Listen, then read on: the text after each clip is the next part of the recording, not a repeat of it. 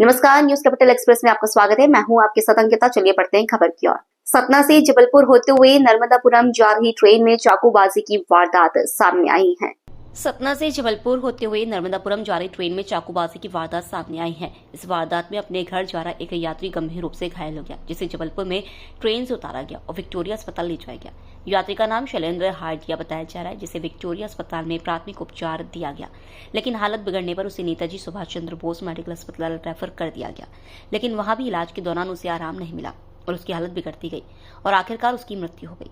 GRP थाना प्रभारी संजीवनी राजपूत ने बताया कि मृतक शैलेंद्र हार्डिया सतना से अपने घर नर्मदापुरम जा रहा था, लेकिन रास्ते में ही उसकी जिंदगी का सफर थम गया। उसके पास मिले मोबाइल के आधार पर परिजनों को घटना की जानकारी दे दी गई है। वहीं चाकूबाजी करने वाले लोगों की तलाश शुरू कर दी गई है। जीआरपी के साथ साथ इस वारदात की जबलपुर जिला पुलिस भी जांच कर रही है। जबलपुर से वाजिद खान की रिपोर्ट।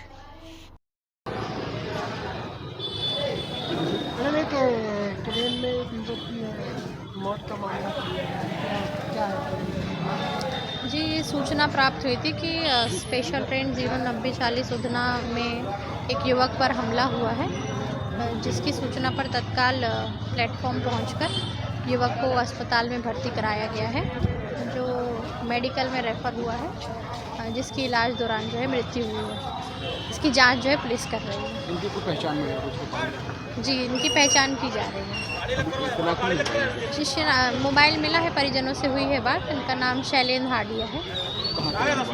ये नर्मदापुरम के रहने वाले। क्या सामने आया? अब इसकी पुलिस जांच कर रही है।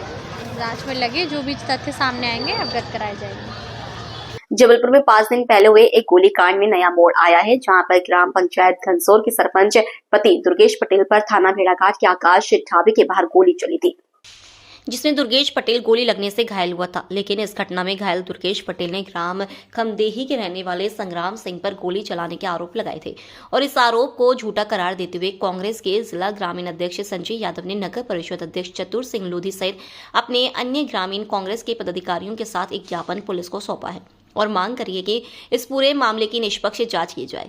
इस दौरान संजय यादव ने कहा कि दुर्गेश पटेल पर हत्या और अन्य संगीन अपराध थानों में दर्ज है और वह भाजपा के दबाव में आकर एक निर्दोष को फंसाने का काम कर रहा है। इधर इस पूरे मामले में पुलिस ने जांच कर उचित कार्रवाई करने का आश्वासन दिया है। जबलपुर से वाजिद खान की रिपोर्ट। कई हत्याएं कर चुका है, कई 307 के अपराध कर चुका है। वो अपराधी जानबूझ के संग्राम सिंह को फंसाने का प्रयास कर रहे हैं। इस वक्त जांच कराएं और राजनीतिकरण भी हो रहा थोड़ा सा, लेकिन अब इस तरह से बदला लेने की भावना से कि भाजपा में नहीं आया है, तो वो संग्राम सिंह झुकने वाला नहीं, डरने वाला नहीं। दुर्गेश पटेल कौन है? क्या है? दुर्गेश पटेल एक अपराधी व्यक्ति है। उसकी पत्नी पार्षद सरपंच बन गई है वहाँ से, घुनसोर से, और अभी जेल से छूटा है कुछ दिन पहले। वो कई बार जेल जा चुका है। उसका काम ही अपराध करना और अवैध काम करना, डीजल बेचना और जुआ सट्टा खिलवाना। बहुत अपराधी व्यक्ति है। संरक्षण भाजपा के संरक्षण में है। आनंदीबाई एक आवेदिका है जहापुरा थाना क्षेत्र की। इनका कहना है कि इनके बेटे संग्राम सिंह को घनसोर का एक दुर्गेश पटेल जो है वो अनावश्यक फंसाने का प्रयास कर रहा है। घटना कुछ इस प्रकार की है कि 23 अक्टूबर को आकाश ढाबा में गोलीबारी हुई थी, जिसमें दुर्गेश पटेल घायल हुआ था और इनका कहना है कि संग्राम सिंह को झूठा फंसाया जा रहा है। वो अपने घर में था, सीसीटीवी फुटेज है। उनका आवेदन पत्र हम ले लिए हैं। इसमें जाँच के लिए इसको तत्काल इस जो भी पाटन को भेज रहे हैं और इसमें निष्पक्ष जांच की जाएगी और जांच में अगर ये जो भी तथ्य सामने आते हैं उसके हिसाब से इसमें वैधानिक कार्रवाई सुनिश्चित की जाएगी। तिलवारा थाना क्षेत्र के ग्राम लमेटी में उस समय सनसनी फैल गई जब एक 15 वर्षीय किशोरी ने फांसी लगाकर आत्महत्या कर ली। तिलवारा थाना क्षेत्र के ग्राम लमेटी में उस समय सनसनी फैल गई जब एक 15 वर्षीय किशोरी ने फांसी लगाकर आत्महत्या कर ली। मृतिका ज्योति पिता जगदीश झारिया निवासी मरधुरी लखनादोन हाल ग्राम लमेटी स्थित पत्रकार गंगा पाठक के फार्म हाउस में चौकीदारी करने वाले अपने परिवार के साथ रह रही थी। घटना के संबंध में सीएसपी आशीष जैन ने बताया कि रविवार दोपहर ज्योति और उसके 13 वर्षीय भाई के बीच मोबाइल देखने को लेकर विवाद हो गया था। भाई ने जब उससे मोबाइल छीन लिया तो किशोरी इस बात से आहत होकर घर के भीतर चली गई। कुछ देर बाद जब परिजनों ने उसे आवाज दी तो कोई जवाब नहीं मिला। अंदर जाकर देखा तो ज्योति ने रुपट्टे से फांसी लगाकर अपनी जीवन लीला समाप्त कर ली थी। घटना की जानकारी मिलती ही तिलवारा पुलिस मौके पर पहुंची और पंचनामा कार्रवाई के बाद शव को पोस्टमार्टम के लिए मेडिकल कॉलेज भेजा गया। फिलहाल पुलिस ने मरकायम कर मामले की जांच शुरू कर दी है। आदिवासी जमीनों की खरीद फरोख्त से सुर्खियों में रहे गंगा गौरतलब है कि जिस फार्म हाउस पर यह घटना घटी उसके मालिक पत्रकार गंगा पाठक पहले भी विवादों में रह चुके हैं। उन पर आदिवासी क्षेत्र की जमीनें खरीदकर कथित रूप से भूमाफिया जैसी गतिविधियों में संलिप्त रहने के आरोप लग चुके हैं। घटना के बाद क्षेत्र में चर्चाओं का बाजार गर्म है। जबलपुर से वाजिद खान की रिपोर्ट। कल एक 15 साल की बच्ची ने फांसी लगा के आत्महत्या की है, ये पूरा मामला क्या है? जी बिल्कुल, कल जो है करीब 2:30 बजे के आसपास तिलवारा थाना अंतर्गत एक सूचना प्राप्त हुई थी कि एक 15 साल की बच्ची के द्वारा जो है अपने घर में फांसी लगा ली गई है। तो संपूर्ण मामला पता करने पर ज्ञात हुआ कि ज्योति पिता जगदीश झारिया जो तिलवारा क्षेत्र के रहने वाले हैं, जिसकी उम्र करीब 15 वर्ष है, वो और उसका छोटा भाई जो है मोबाइल देख रहे थे। तो मोबाइल जो उसके छोटे भाई के द्वारा छीन लिया गया, जिससे खिन्न होकर के जो है ज्योति झारिया उम्र करीब 15 वर्ष के द्वारा फांसी लगाकर आत्महत्या कर ली गई है। प्रकरण में तिलवारा थाने के द्वारा जो है मर्ग पंजीबद्ध करके पीएम कराया गया है और पीएम करा करके बॉडी परिजनों को सुपुर्द कर दी गई है। बच्ची कहाँ की रहने वाली थी? बच्ची तिलवारा क्षेत्र की रहने वाली थी और वहाँ एक स्थानीय जो है व्यक्ति के फार्म हाउस पर उसके पिता जो है मजदूरी करते थे। किसी गंगा पाठक का फार्म हाउस बताया जा रहा है। जी, गंगा पाठक के टीआई के द्वारा जो है जानकारी दी गई कि गंगा पाठक के फार्म हाउस पर ही वो ज्योति पिता जगदीश झारिया अपने पिता जगदीश झारिया वहीं निवास करती थी अपने पापा के साथ और पापा भाई के साथ। जबलपुर के मनमोहन नगर स्थित सरकारी अस्पताल परिसर में 10 साल से खुला पड़ा सेप्टिक टैंक 2 सगे भाइयों की मौत का कारण बन गया। हादसे के वक्त सीएम मोहन यादव शहर में मौजूद थे। देर रात लोक निर्माण मंत्री राकेश सिंह और विधायक अभिलाष पांडे मौके पर पहुंचे और सफाई ठेकेदार को सेवा से बर्खास्त कर दिया। शासन ने परिजनों को 4-4 लाख रुपए की सहायता राशि दी है, लेकिन अफसरों पर कार्रवाई न होने से नाराज कांग्रेस ने आज अस्पताल परिसर में प्रदर्शन किया, जिसके बाद चिकित्सा अधिकारी डॉक्टर अंशुल शुक्ला को हटा दिया गया है। दोनों बच्चों का कुंडम में किया गया अंतिम संस्कार। मनमोहन नगर का यह शासकीय अस्पताल करीब 10 साल पहले बनाया गया था। अस्पताल के सभी निर्माण कार्य पूरे हुए, लेकिन सेप्टिक टैंक का ढक्कन कभी नहीं लगाया गया। स्थानीय लोगों ने कई बार अस्पताल प्रबंधन से टैंक को ढकने की मांग की, क्योंकि यहाँ रोज मरीज और बच्चे आते हैं। चेतावनियों के बावजूद अस्पताल प्रशासन ने अनदेखी की और आखिरकार लापरवाही ने 2 मासूमों की जान ले ली। आज यहाँ धरने पर बैठे हैं आप लोग, क्या वजह थी? देखिए, कल जो दिल दहलाने वाली घटना हुई है, उस घटने में 2 बच्चों की मौत हो जाती है और उनकी मौत की कीमत तय कर दी जाती है। समय पूर्व उनको यहाँ से अलग कर दिया जाता है और संभवतः मेरे को लगता है आज उनका दाह संस्कार भी हो चुका होगा, सब क्रियाक्रम हो गया होगा। जवाबदारी कोई की तय नहीं करी गई। उस मामले को कैसे लीपापोती करके उसको शांत कर दिया जाए, उस बात पे पूरा प्रशासनिक तंत्र लग गया। जब हमारे कांग्रेस के साथी यहाँ पर उस बात के लिए आए तो आनन फानन में एक स्वास्थ्य कर्मचारी को जवाबदार ठहराते हुए उसको सस्पेंड कर दिया जाता है। लेकिन यहाँ के जो प्रभारी हैं उनकी कोई जवाबदारी नहीं, सीएमएचओ साहब की कोई जवाबदारी नहीं, कलेक्टर की कोई जवाबदारी नहीं, इस प्रदेश के मुख्यमंत्री की कोई जवाबदारी नहीं। मुद्दा यह है कि जब इतनी बड़ी घटना होती है, एक संवेदनशील व्यक्ति, संवेदनशील सरकारों का तरीका ये होता है कि जवाबदारी तय करे कि इस बात की पुनरावृत्ति ना हो, मगर पूरा प्रशासनिक तंत्र उस मामले को दबाने में लग गया।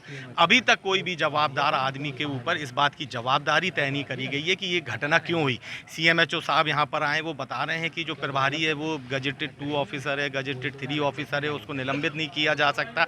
वो बात इस बात से बड़ी हो गई है कि 2 बच्चों की मृत्यु हो गई जो अपने घर के चिराग हो सकते थे। सीएमएचओ साहब उसकी जवाबदारी लेने तैयार नहीं, कलेक्टर साहब की तरफ से इस बात पे कोई बयान नहीं आया है और मुख्यमंत्री को तो इस बातों से कोई ख्याल रहता नहीं है। समूचे जबलपुर की जो स्वास्थ्य व्यवस्था है वो चरमराई है। यहाँ पर रोगी कल्याण समिति बनी है, उस रोगी कल्याण समिति में कौन कौन सदस्य हैं किसी को नहीं पता। वो रोगी कल्याण समिति भारतीय जनता पार्टी मानसिकता के लोगों से बनी हुई है और वो इस बात के लिए बनी है कि कैसे पैसों की उगाही करी जाए। वो समिति का जो काम निर्धारित था कि आम मरीजों की सुनवाई करके उनको अच्छी स्वास्थ्य व्यवस्था दी जाए, वो सुनिए, वो उसका समिति का कोई लेना देना नहीं है। हमारी सीधी मांग है कि यहाँ पर जो प्रभारी है उसका निलंबन किया जाए, जो रोगी कल्याण समिति है उसको तत्काल प्रभाव से भंग की जाए और आगे जब रोगी कल्याण समिति बने तो उसमें जो आम नुमाइंदे रहते हैं गली बस्ती मोहल्ले के, उनको शामिल करने का काम हो। अगर प्रभारी को यहाँ से नहीं हटाया जाता है तब तक हमारा धरना यहाँ प्रारंभ रहेगा। क्या लगता है कि सरकार बड़े बड़े वादे करती है, इतने हॉस्पिटल्स और स्कूल कॉलेजेस खुलवा रही है, उसके बाद देखिए, वादे और हकीकत तो सबके सामने कल आ गई है और सरकार की संवेदनशीलता भी समझ में आ गई है। इतनी बड़ी घटना अगर कोई बड़े घर के परिवार के साथ या भारतीय जनता पार्टी परिवार के बच्चों के साथ होती तो आज आलम दूसरा होता।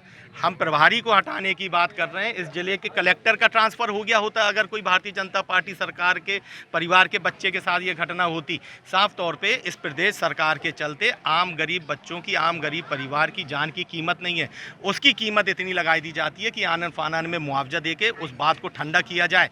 ना प्रभारी पे जवाबदारी आए, ना CMHO साहब पे जवाबदारी आए, ना कलेक्टर पे जवाबदारी आए। वो जो गरीब स्वास्थ्य कर्मचारी है उस पर जवाबदारी तय करके उसको अलग करके अपनी जिम्मेदारियों से विमुख हो जाए। आज हम लोगों ने जो धरना दिया है, कल रात को एक हृदय विदारक घटना हुई जिसकी जानकारी हमारे कांग्रेस के नेता प्रतिपक्ष अमरीश मिश्रा जी, भाई जतिन राज जी ने हम सबको पहुंचाई। और सुबह आगे जब हम लोगों ने इन सब चीज़ों को देखा तो हम लोगों को एक बार फिर छिंदवाड़ा की वो घटना याद आई जिसमें सिरप में 22 बच्चे मारे गए थे, लेकिन जवाबदारी प्रशासन ने उसमें किसी ने तय करने की कोशिश नहीं की। अपराधी किसे बनाया गया? दवाई विक्रेता को और डॉक्टर को, जबकि 12 एजेंसियां जांच करती हैं किसी दवाई को करने के लिए। वैसे ही यहाँ पर जब हम लोग आकर देख रहे हैं तो प्रशासन उस बात के लिए अभी भी हम लोगों से बात कर रहा है कि जांच करेंगे, कल को बात करेंगे। हम लोगों का सीधा सा प्रश्न है कि अगर यहाँ पर खुला चैम्बर है या इधर पे कोई नकली दवाई बिकती है या किसी प्रकार की कोई घटना होती तो इसकी जवाबदारी किसकी है? आप जवाबदारी तय कर लें। जवाबदारी अगर CMHO की है, जवाबदारी कलेक्टर की है, जवाबदारी यहाँ के प्रशासनिक अधिकारी की है, उसका निलंबन करें और ये छोटे लोगों को फंसाने का काम बंद करें। और जो रोगी कल्याण समिति है जिसमें अभी CMHO साहब से हम लोगों ने पूछा तो उन्होंने बताया कि यहाँ के बहुत सारे ऐसे लोग उसमें शामिल हैं जिन्हें वो जिम्मेदार मानते हैं। अगर वो जिम्मेदार हैं तो वो नैतिकता के आधार पर खुद ही इस्तीफा दे दें और नहीं तो इन सब की जवाबदारी तय करें और रोगी कल्याण समिति को भंग करके उसमें कुछ ऐसे लोगों को समाहित किया जाए जो लोग यहाँ पर काम कर सकते हैं या जो लोग किसी विचारधारा से नहीं जुड़े हैं। हम लोगों की सीधी सी मांग है कि अगर यहाँ के प्रभारी को निलंबित नहीं किया जाता, रोगी कल्याण समिति को भंग नहीं किया जाता तो हम लोग यहाँ पर बैठे। अनुराग जैन गढ़ावाल, प्रदेश प्रतिनिधि। खतरनाक हादसा हुआ था, मामले में जांच के आदेश दिए गए, क्या कोई प्राथमिकी फिलहाल दर्ज की गई है? प्रकरण में दोनों बच्चों की मृत्यु के संबंध में मर्ग कायम किए गए हैं। आज जो है उनके परिजनों से के समक्ष पंचनामा करा के और उनका PM कराया गया है और सब परिजनों को सुपुर्द कर दिया गया है। मर्ग जांच में लिया गया है और जांच की जा रही है। अभी परिजन शोकाकुल है, उनके कथन नहीं लिए जा सके हैं। शेष जो साक्षी हैं उनके बयान आज लिए जाएंगे और अग्रिम जाँच करके वैधानिक कार्रवाई की जाएगी। Thank you.